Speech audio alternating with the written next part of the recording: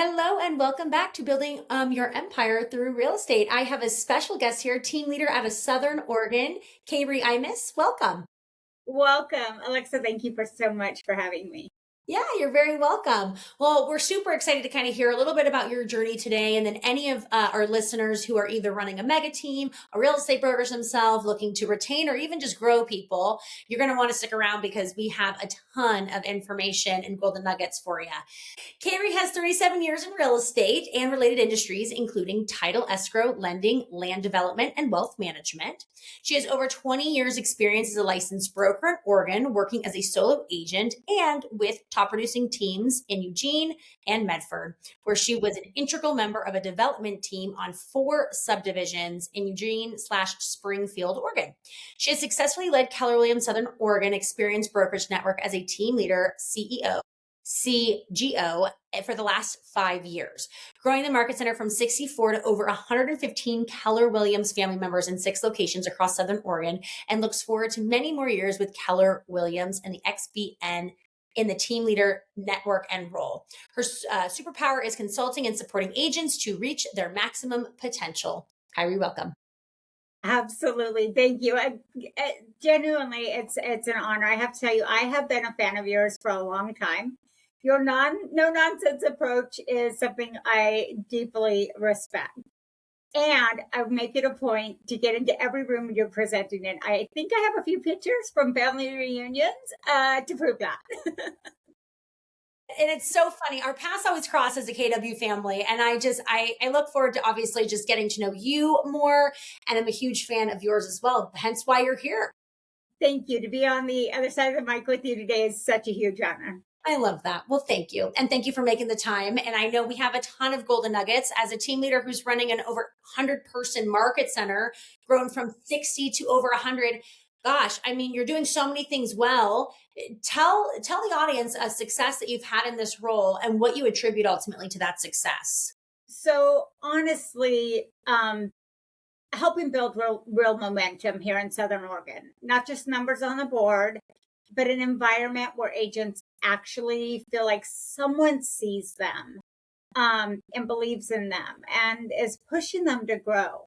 When I stepped into this role, our market center had a very complicated history.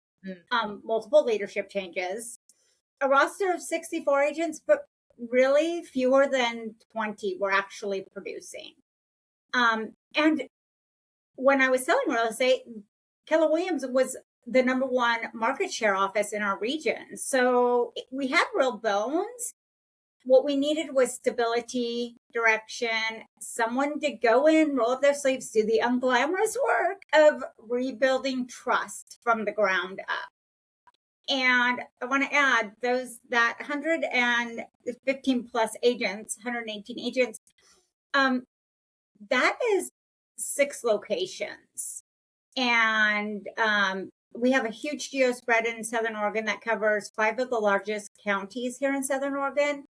We cover over 14,000 square feet of land. So it's a lot of land, not so many agents, but it's been a challenge, and that's the success is building that momentum, and that's what I hope to continue to do. Yeah, I love that. Oh, the first thing that comes to my head, my first question would be, how do you rebuild stability and culture, as you suggested, across that big of a geographical spread? First, we start by re-recruiting every agent that's currently with the brokerage. So it's getting into relationship. Recruiting matters, but retention and production tell the real story. I attribute it to relationships, right? You've heard Gary say that this is real estate's a contact sport. This is a relationship business. I'm not recruiting the next signature. I'm recruiting the betterment of someone's career. I spend way more time asking about someone's goals than I do talking about Keller Williams, because if I understand where they're trying to go, I can honestly tell them whether we're the right vehicle to get them there. Yeah, I really love that. I think a lot of brokerage owners, team leaders, regardless of the title, if you're responsible for growing your brokerage or your team, Um, Sometimes we get so fixated on the numbers versus, hey, let's take ourselves out of the equation. Let's take Keller Williams or whatever brokerage it is out of the equation and get to know the person with your powerful questions on the other side first. Absolutely. Before, right? I always say before we pre-prescribe or sell and tell anything. So I Absolutely. love that approach. When you're talking with them, you find out what matters to them. And when you come into a recruiting appointment, it's easy to have these talk tracks and these preconceived notions of how is supposed to go. Um, but when you're in conversation with them, you'll find out that the reason they took the appointment, not always the reason why they need you. Yeah. Yeah. And from my experience, I find out that quite frankly, most of the time it's not the same, funny enough. Exactly. Yeah. And if you tried to prescribe based on the initial reason for the appointment, you probably won't make enough of an impact with them to move the needle regardless. So my takeaway in that just alone is right, the answers are in the power of the question, which I love that approach. Um, Absolutely. yeah, I mean, and talk to me and the listeners because you guys have done an incredible job at retention. And you and I were catching up and getting to know each other before this. And you mentioned that you guys have over an 85% retention rate in an industry where we're likely going to lose 30 to 40% of our people no matter what we do. So talk to me about how you re-recruit and retain your people at such a high level. So but we've got that huge geo spread, right? So it really relies on every executive leadership team member to be the person that helps build that, right? I stay curious about everything, right? I ask a lot more questions than I answer. Um, I am absolutely trying to understand them. And the most important question I ask, I think, is where do you want to go? Like, whether it's in their personal life, in their business life, like, where do you want to go? And then I always give them the magic wand speech. Like, here's your magic wand. What does your perfect life look like in 3 years? And then the important question to follow up after that is what's important about that, right? Knowing their why and knowing why that matters to them. Staying in that conversations with my current agents, even with the agents that I'm recruiting, like I don't know if I sound like a broken record in my head sometimes because those are the questions that I'm asking, but those are the connection questions when I know what's going on with their kids, what their goal was at the beginning of the year and what struggled, what they struggled with to get to where they are in the middle of the year, right? Asking them not just what's important, but what's working, what's in the way, like really helping them self-discover the true gap in their business is always and again it's always different than whatever they sat down at my desk to discuss to begin with, like so retention is it's a team sport, right? It's not just for the MCA to do, it's not just for my agent services coordinator. I'm very involved in that, probably more than I need to be. Sometimes I'm told like go back to recruiting, but it's important to me because having been in this industry as long as I have, Alexis, what I have found is agents who are happy where they're at will tell agents how happy they are. And it will spread like wildfire. Like those conversations just become easier because, oh, I know this agent. She's at your brokerage. She's so happy. Like, and it's because we know what's happening in their world. Yeah, so good. I love that.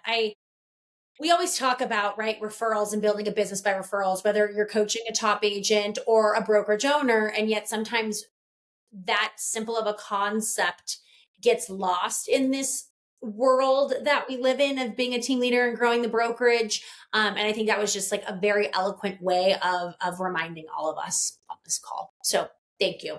Needless to say. Of course. Yeah. So tell me one thing that you do. So you've done retention really, really well. You've grown through your people. You kind of reestablished culture. What's one thing that you would say you do consistently outside of those few things that we've talked about that has gotten you to where you are? I stay visible. And that's, I think that comes from like being in this industry as long as I have been. I teach, I coach, I post, I host events, I show up in the community, not just on Red Day, but I show up with our association. I'm a committee member on our real estate professionals network, not to market myself, but because people trust consistency. And if they see you showing up over and over, adding value with no ask attached, they start to believe you will show up when it actually matters. I love that. I love that. And remind me, I know we said it in your bio. How long have you been? I know you have over 20 years of experience in the industry. Remind me and those listening, how long have you been in the role specifically? 5 years as a team leader with Keller Williams Southern Oregon. 5 years. Wow. So a little longer than the average tenure. In your 5 years. It took me a few years to get my feet under me. I started during COVID. And so my first 2 years were kind of like, not really the experienced team leaders get that start today, right? It was different times. So I feel like I had a plus and minus with that. It was a little bit stretched out learning curve. But again, it gave me additional time to kind of really get my footing under me and re-recruit my own agents in the market center. The other thing is with our big giant geo spread is getting to know agents that are 2 hours away from me. Like, it gave me time to build some relationships outside of my own little community that I had worked in for so long. Yeah. No, I love it. That's so good. Um, tell those listening, you're 5 years in now. You've learned, I'm sure, nothing, right? Not right, nothing at The all. more I'm in this industry, the less I know. I say this every day. That's funny. I say that too. And it could not be more true. Tell us maybe just starting or maybe like a year in a growth role, whether again, it's like a Keller Williams team leader, brokerage owner, a rainmaker. And what would be your biggest piece of advice now 5 years in and now knowing what you didn't know prior? Yeah, so I'm going to say at my previous role before coming over to Keller Williams, I was also responsible for growth of that location. And as a team leader with Keller Williams, I'm just going to say, bar none, the resources available to you to help grow your strengths and to grow your market center and to grow your agents, there's just nothing out there like what Keller Williams has to offer. So soak up everything you can, attend everything you can, lean into. I called Jen Tomer, I think, like a year and a half in, and I went, okay, I heard you had a huge geo spread and you're a rock star recruiter. Like, tell me everything that you did, and so I can just copy and do the exact same thing. Well, as we know, market to market, things are different. So you can't just do exactly what somebody else did. But that being said, is I went to people that knew more about it than I did, and I started asking questions. And I had to humble myself that even though I had already kind of done this in a previous role, I didn't know how to do this. I was relying on my own, like whatever I could brainstorm up to do. And there's Keller, we know Keller systems, models, and tools. Like, we've got them here. And so just really leaning into what's available and asking, again, staying curious, right? Asking questions, being humble enough to know that you don't know it all, and seeking out people that have maybe more time and more experience. And not to say your ideas are bad, but somebody else's perspective is absolutely what we need to hear every day. Yeah. That's really good advice. I think the first thing that comes up for me is I hear from working with so many leaders in our company and even outside that Keller Williams has the most resources for this role, and it's the most overwhelming and not knowing where to start. So, talk to me about how you navigated all of those resources and where would you start if you had to start over? Right. So no matter where you jump into this role, you're in the middle of a learning curve, right? I mean, because everybody's at different levels, and wherever you start is they're teaching something, and they don't, it's not necessarily in chronological order. So where I would start as a team leader, like if I was brand new to this role, I would start by understanding what the team leader's role truly is. Like just like there's the job description, but just truly what is the expectations of the OP of the team leader. And then I would start researching some of the conversations and recordings that Keller Williams has put out for team leaders specifically. I think I would focus on that needs analysis and the four quadrants and like just ingrain those into who I was in my first 3 months. Because today I still rely on those. Those are my top two tools that I use. And had I had that, I think in year one or two, and really somebody had given me like how important that is, everything else would have fallen into place easier. But I was trying to gobble up every piece of information that was put in front of me, and I did myself a disservice by doing that. Yeah, I think that's really, really good feedback. And I'm also always just curious because it's the conversation and feedback I get 99% of the time from leaders, right? Where to start and how much overwhelm. It's like drinking, like we say, from a fire hose, right? Yeah, I mean it's good information, and the other thing is like take what you need, leave the rest. If you're in a hour class or a 3 hour seminar and you write down one thing that you can go and implement, one thing that you're going to do for the next 4 weeks, let the rest of that ride. Just focus on getting really good at that one thing. It will come back around where it's like, okay, now it's time to do the next thing. Yeah. Yeah, so good. You mentioned something and I would love for you to share. I know what you're referring to, but I'm sure some of our listeners either maybe know a little bit and want to know more or have never heard of it. Talk to me about how you recruit using the four quadrants and what that means to you and what that looks like. Oh my gosh. So that goes back to my questions, right? So the four quadrants, and don't quote me, I don't know them like exactly what their names. Positive past, right? So this is what we're talking about. Like, tell me about your life. Tell me about what got you here. Tell me about the things that make you happy about your world. And they just start, living in that pink cloud of how perfect their business is, right? Or how perfect life is, because we don't like to talk about the icky stuff. And then negative present, like what are your challenges today? What is it about your business that keeps you up at night? What challenges are you seeing in this market that you didn't see in last year's market? Like what are those things? Why is business so busy that you can't give everybody the care you were giving? Like just kind of stay in that negative present and stay there a long time. Like just set up camp. And this is a kind of less is more conversation because that's kind of where I ask the question and then I get quiet and I just let them talk. And I just let them talk. And I think about the three deep conversation. And when they pause or when they don't have more to say, I kind of go, well, you said this. Tell me more about that. And we just kind of stay in there. And it's uncomfortable because I'm a problem solver. I think all team leaders are. It's like, well, we know what to do. We can solve that for you. And it's like, don't you're not, these appointments are not to solve their problems. They get to solve their problems when they come over and they coach with you. This is for them to really identify what is broken in their business. And then we, kind of jump into that positive future. We get to talk about a little bit about, what does it look like if all of that is corrected, the magic wand, right?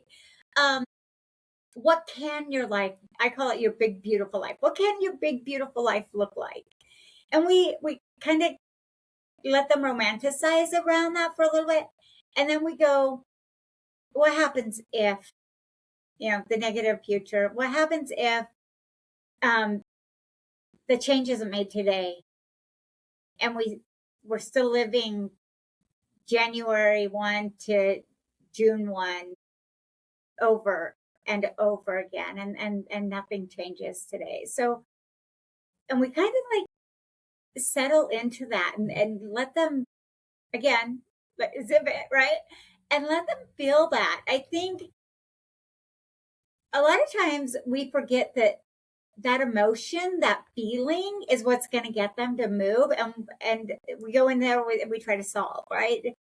Sitting in that emotion, because the fear of change has to be less than the fear of staying the same. And when you sit down with people, they're living in it. So that they're dealing with it. They're stressed out. They're burned out, but they're living in it, and they're just kind of treading water and staying in it. So we have to kind of really help them to know that staying the same is actually more painful than the change. Love that. So good. I don't know if I've ever had anybody explain the four quadrants as eloquently as that on here. So thank you, because Thank it's, you. yeah, absolutely. It doesn't matter if we are recruiting, retaining, consulting. I always say it doesn't matter your industry. The four quadrants allows you to get to know people at a very, very deep level. What's working, what's not working, what happens if it doesn't change. And then ultimately at that point, right, asking for permission to prescribe. Absolutely. Yeah. Absolutely. And everybody here's, as a team leader who wants to solve and fix and make everything right, is everybody in the room is feeling that pain right now. And that's important to feel. It really is. Yeah. No, could not agree more. Eh, Tell me the biggest system driver that you can attribute to your recruiting and growth results and your success outside of obviously mastering the needs analysis and the four quadrants.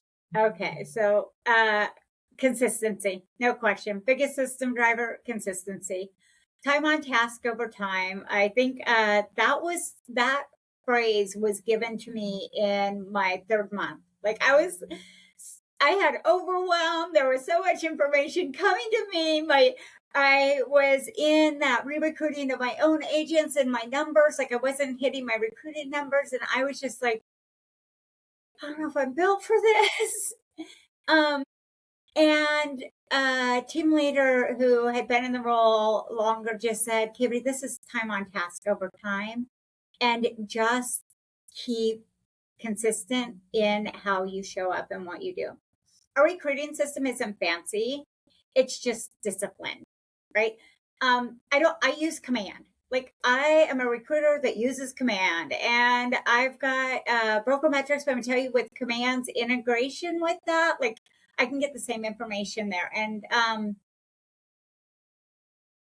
I we prospect consistently, we follow up consistently, we teach consistently.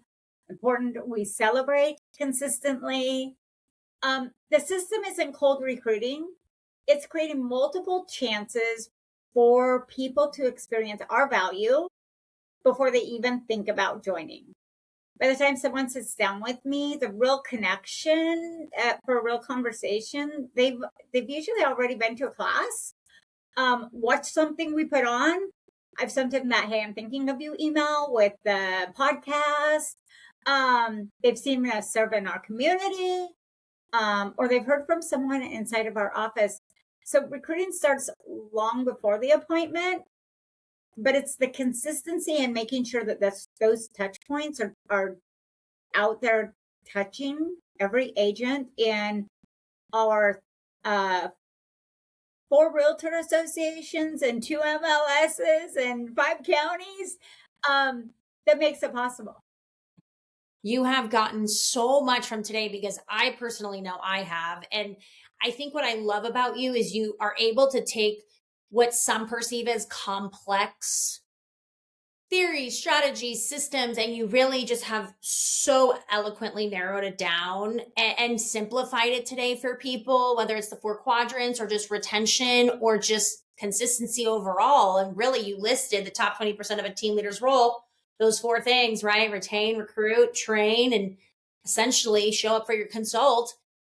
It's so eloquently and so simplified. I could not be more thrilled with the takeaways from today. Thank you. I'm a huge fan of the Keep It Simple program.